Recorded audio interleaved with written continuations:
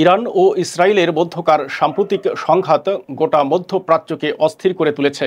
যে কোনো যুদ্ধ পরিস্থিতি দীর্ঘায়িত হলে তা শুধু রাজনৈতিক নয়, অর্থনৈতিকভাবেও দেশের ভয়াবহ পরিণতি ডেকে আনতে পারে। তবে দীর্ঘমেয়াদে যুদ্ধ চালিয়ে যাওয়ার আর্থিক সামর্থ্য দেশ দুটির রয়েছে কিনা তা নিয়েও প্রশ্ন দেখা দিয়েছে। গত ১৩ জুন ভোররাতে ইসরায়েলের হামলায় ইরানের কয়েকজন গুরুত্বপূর্ণ সামরিক কর্মকর্তা ও পরমাণু বিজ্ঞানী নিহত হন। ক্ষতিগ্রস্ত হয় পারমাণবিক স্থাপনাও। এর পাল্টা জবাবে ইরান ইসরায়েলের বিভিন্ন লক্ষ্যবস্তুতে ক্ষেপণাস্ত্র হামলা চালায়। এতে দুই পক্ষে হতাহতের ঘটনাও ঘটেছে। তবে এই সংঘাত দুই দেশের অর্থনীতিতে মারাত্মক প্রভাব ফেলছে। দুই দেশই ইতোমধ্যে বিপুল পরিমাণ অর্থনৈতিক ক্ষতির মধ্যে পড়েছে।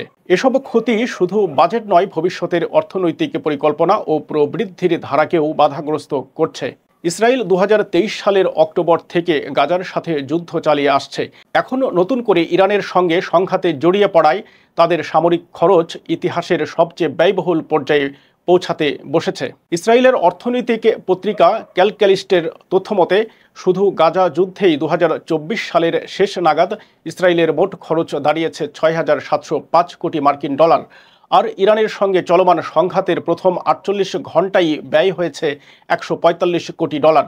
ইসরায়েলি সেনাপ্রধানের সাবেক আর্থিক উপদেষ্টার উদ্ধৃতি দিয়ে ওয়াই নেট নিউজ জানিয়েছে, এই যুদ্ধ কয়েক সপ্তাহ অব্যাহত থাকলে গাজা যুদ্ধের ব্যয়কেও ছাড়িয়ে যেতে পারে।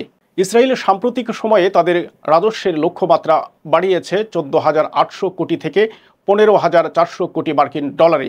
তবে এর মধ্যেও ২০২৫ সালের প্রবৃদ্ধির পূর্বাভাস কমিয়ে ৪.৩% থেকে ৩.৬% নামিয়ে আনা হয়েছে। জনবল ঘাটতি, সরবরাহ ব্যবস্থার দুর্বলতা ও সার্বিক ব্যবসা পরিস্থিতির অবনতির কারণে ২০২৪ সালে প্রায় ৬০,০০০ প্রতিষ্ঠান বন্ধ হয়ে গেছে। গাজা যুদ্ধ শুরুর আগে দেশটিতে যেসব বিদেশি পর্যটক আসতেন সেই সংখ্যা উল্লেখযোগ্যভাবে কমে গেছে। ইরানের সঙ্গে বড় ধরনের যুদ্ধে জড়িয়ে পড়লে এই সংকট আরও ভয়াবহ হতে পারে। সম্প্রতি আন্তর্জাতিক রেটিং সংস্থা সতর্ক করেছে, ইরানের হামলা দীর্ঘস্থায়ী হলে ইসরায়েলের ক্রেডিট রেটিং এ থেকে এ মাইনাসে নামিয়ে আনা হতে পারে। এর ফলে ইসরায়েলের ওপর বিদেশি ঋণের চাপ বাড়বে, বিনিয়োগকারীদের আস্থাও কমে যাবে। অন্যদিকে ইরানের অর্থনীতি অনেকটাই তেল রপ্তানির ওপর নির্ভরশীল। কিন্তু সাম্প্রতিক হামলার প্রভাব ও উত্তেজনার কারণে দেশটির তেল রপ্তানি আশঙ্কাজনকভাবে কমে গেছে। বিশ্লেষণ প্রতিষ্ঠান কেপলারের তথ্য অনুযায়ী গত সপ্তাহে ইরানের তেল ও কনডেনসেট রপ্তানি দৈনিক মাত্র ১,০২,০০০ ব্যারেলে নেমে এসেছে, যেখানে লক্ষ্যমাত্রা ছিল দৈনিক ২,৪২,০০০ ব্যারেল। ইরানের সবচেয়ে গুরুত্বপূর্ণ রপ্তানি কেন্দ্র খার্গ দ্বীপ থেকে ৯০% বেশি তেল রপ্তানি হয়। কিন্তু ইসরায়েলের হামলার পর থেকে সব ধরনের রপ্তানি বন্ধ। কোনো তেলবাহী জাহাজ নোঙর করেনি। শুধু তাই নয়, ইরান ও কাতারের যৌথ মালিকানাধীন বিশ্বের বৃহত্তম গ্যাস ক্ষেত্র সাউথ পার্স থেকেও সাময়িকভাবে উৎপাদন বন্ধ রাখা হয়েছে। ইরানের ওপর দীর্ঘদিন ধরেই মার্কিন নিষেধাজ্ঞা রয়েছে। ২০১৫ সালের পারমাণবিক চুক্তির মাধ্যমে কিছুটা শিথিলতা এলেও ২০১৮ সালে প্রেসিডেন্ট ট্রাম্প পুনরায় কঠোর নিষেধাজ্ঞা জারি করেন।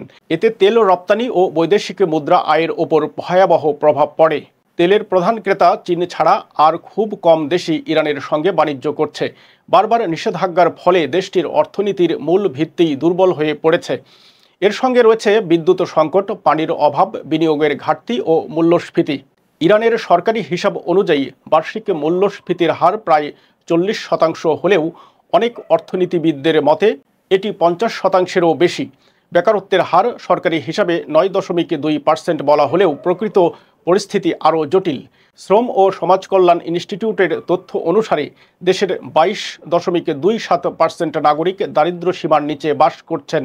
বর্তমানে ইরানের ব্যবহারযোগ্য বৈদেশিক মুদ্রার রিজার্ভ ৩৩ বিলিয়ন মার্কিন ডলার। হামজা আল গাউদ বলেছেন, এই জায়গাতেই ইরান পিছিয়ে পড়ছে। স্বল্পমেয়াদী সামরিক সংঘাত মোকাবিলায় রিজার্ভ ব্যবহার করলে তাদের অর্থনীতি দীর্ঘমেয়াদে ভয়াবহ চাপে পড়বে।